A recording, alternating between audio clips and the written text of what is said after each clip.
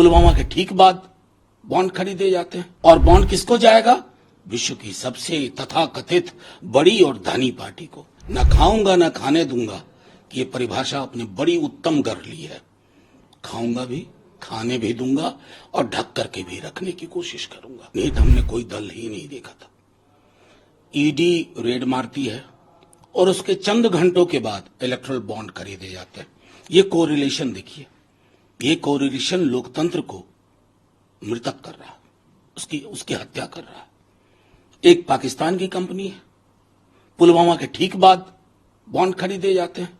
तो जाहिर तौर पर यह तो स्पष्ट हो गया कि इन्होंने भ्रष्टाचार की इंतहा कर दी। आज धीरे धीरे हर एक मामला सामने आ रहा है। इधर रेड मारो, दबिश करो, उधर बॉन्ड खरीदवाओ और बॉन्ड किसको जाएगा?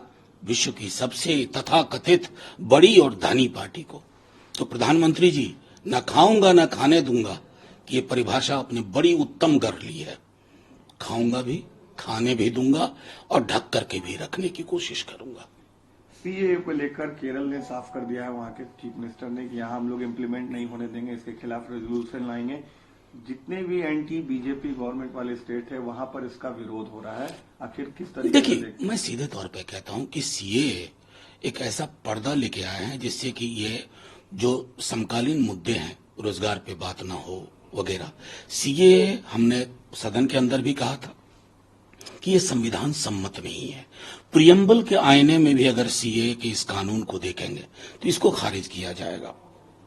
धर्म के आधार पर कतई हमारे संविधान में कोई गुंजाइश नहीं है किसी कानून की कि आप किसी को विशेष श्रेणी में रखो, किसी पर चर्चा न करो। उत्पीड़न सिर्फ धार्मिक नहीं होता है। हिंदुस्तान का अगर मिजाज देखिए ना, तो तिब्बती शरणार्थी सीएए कानून से पहले इस देश में थे, कहां कोई दिक्कत थी। तो जाहिर तौर पर मैंने पहले भी कहा था और आज भी कह रहा हूं, डॉग विसिल पॉलिटिक्स इस पॉलिटिकल पार्टी का एक उपकरण है। इसके अलावा इन्हें कुछ नहीं आता है। इनकी जुबान से नौकरी नहीं निकलती है। यहीं बिहार में देख लीजिए ना, तेजस्वी जी ने एक लंबी लकीर खींच दी, नौकरी मतलब तेजस्वी। अब परेशान है, कुछ सूझ नहीं रहा है, चाहे पोस्टर बैनर कुछ भी लगवा दे। ये हकीकत है। इस हकीकत पर चुनाव के दौर में बात होनी चाहिए, ना कि एक ऐसे कानून के बारे में जिसके अंदर संकीर्णताओं के अलावा कुछ नहीं है। वन नेशन वन इलेक्शन को लेकर रामनाथ कोविंद की पैनल ने राष्ट्रपति को रिपोर्ट सौंप दी है, किस तरीके से देखते हैं? देखिए, मैं सीधे मानता हूं ये एक और बड़ा जुमला साबित होने जा रहा है।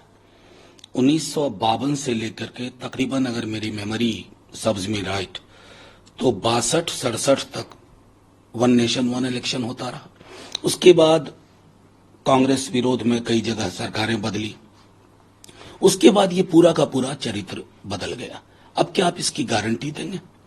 मसलन मान लीजिए उत्तर प्रदेश में चुनाव होता है, एक साथ सरकार बनने की संभावना नहीं है, क्या करेंगे वन नेशन वन इलेक्शन के नाम पर? दूसरी बात, सरकार 2 साल बाद गिर जाती है। संभवतः इसमें कहा गया है कि फिर उतने ही काल के लिए बनेगी, तो इसमें खर्च कहां काम हुआ और बढ़ गया ना। तो इस तरह की चीजें हैं। ये असल में one nation one election, one nation one tax, one nation one फलाना, वन नेशन वन ढिमकाना, ये जो डाइवर्सिटी को खत्म करने की आपकी कोशिश है, इससे आपका भी भला नहीं होगा और देश का तो कतई नहीं होगा।